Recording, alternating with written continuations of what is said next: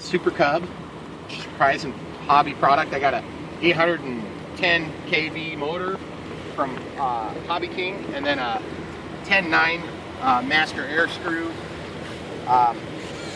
ailerons, flaps. That's my O-crab setting. Takeoff, landing.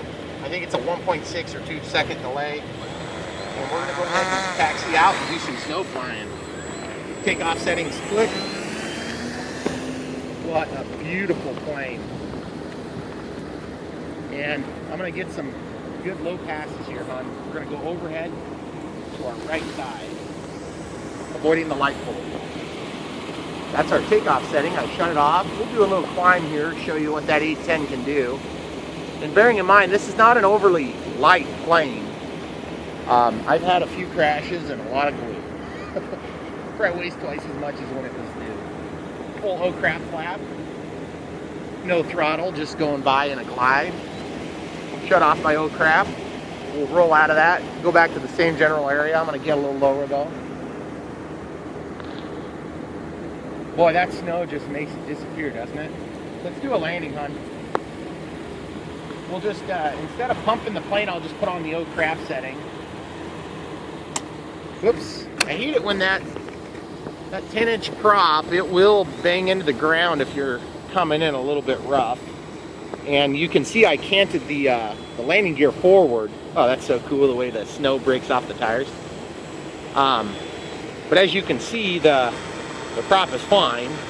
And those LEDs, they really help in this type of weather. Okay, so I got it in my landing. I'm gonna go to takeoff setting and go ahead and get up in the air. And I'm not pushing it, I'm just going for a cool, gentle takeoff there. Flaps are off now. I'm in for a nice low pass here. I gotta watch out for that pole. That pole is where I broke off my prop last time on my brand new 10.9 prop that I had that's exactly the same. I broke it on one of them snow markers, not noticing it.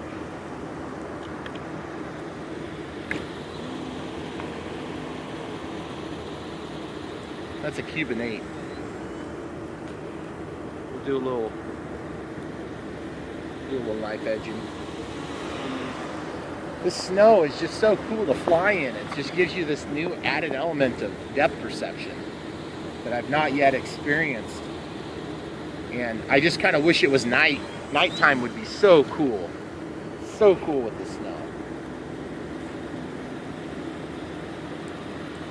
Full O-crab flaps. We'll get a slow bypass here. Just go over the top here. Go over these trees and try not to get in them. Do a quick maneuver here.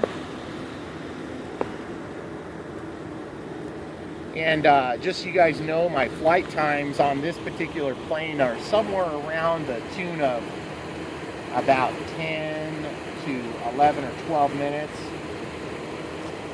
There's a nicer landing for you. Throw those flaps off. You can see the deflection on my O-crab setting gets added to the other two. And when I'm flying in normal conventional mode, my flaps are canceled. If I give it high aileron input, I mix that in so that I have less of a wing or a tip stall tendency. You can see with my landing flap setting here, I'll go around to the back. Not only am I mixing rudder in, but I relieve some of that flap setting. So let's do a stall takeoff here.